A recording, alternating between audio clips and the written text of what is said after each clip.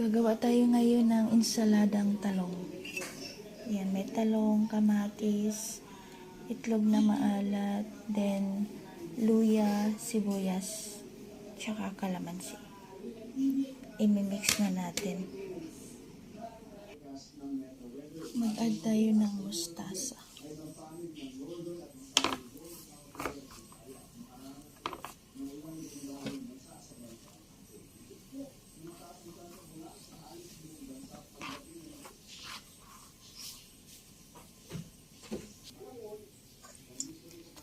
Nilagyan na natin ng mustasa, then lagyan natin ng paminta.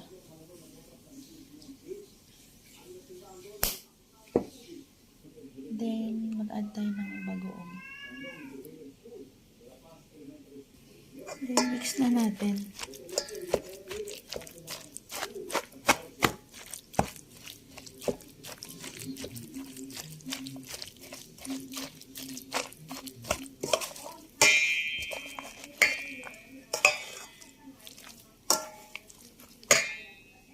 Na-mix na natin, din mag-add tayo ng konting vinegar.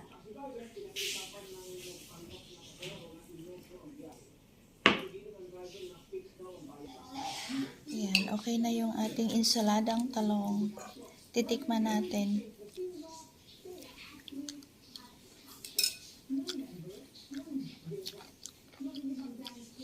Sakto lang, sarap.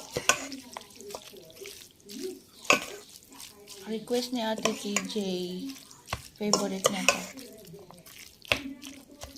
Okay na to.